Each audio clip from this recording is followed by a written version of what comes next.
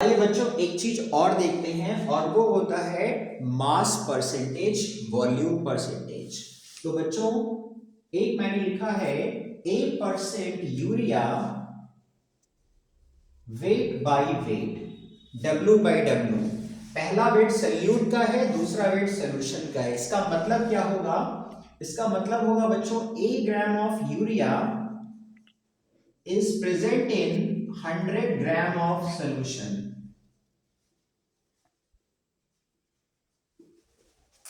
जैसे मान लीजिए कहीं पर लिखा है 2% NaCl वेट बाय वेट। इसका क्या मतलब हुआ बच्चों कि जो सल्यूट है 2 ग्राम यानी NaCl वो डिसॉल्व है 100 ग्राम सोल्यूशन में, और सॉल्वेंट का वेट यहां पे जो बच्चों निकल के आएगा वो आएगा 100 - 2 यानी कि 98 ग्राम। तो ये चीज ध्यान रखनी है, ये W/W ना वेट बाय वेट। दूसरा आता है बच्चों B% HNO3 weight by volume. पहला वेट सल्यूट का, दूसरा वॉल्यूम सॉल्यूशन का। इसका मतलब हो जाएगा B ग्राम ऑफ HNO3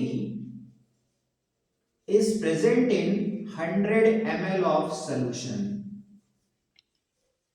यानी कि आपने B ग्राम, वहां पे अमाउंट दिया होगा 3-4, इतने ग्राम सल्यूट को 100 ml ऑफ सॉल्यूशन में डिसॉल्व किया, ml में लेते हैं। तीसरा आता है बच्चों C% acetone V by V, volume by volume. इसका मतलब होता है C ml of acetone present in 100 ml of solution. तो ये बच्चों अक्सर मोलैरिटी वगैरह में आपको काम का मिलेगा, तो इसको हमें आना चाहिए। और एक बात मैंने आपको एन फैक्टर के बारे में बताया था, तो एन फैक्टर बेसिकली बेसिसिटी होता है, यानी कि number of OH radical attach to a non metal. हाँ जी, attach to the non metal. इसके अलावा ये एसिडिटी भी होता है एन फैक्टर। एसिडिटी का मतलब होता है number of OH attached to a cation. इसके अलावा एन फैक्टर होता है वैलेंसी, या सॉल्ट के लिए एन फैक्टर होता है number of total magnitude of charge.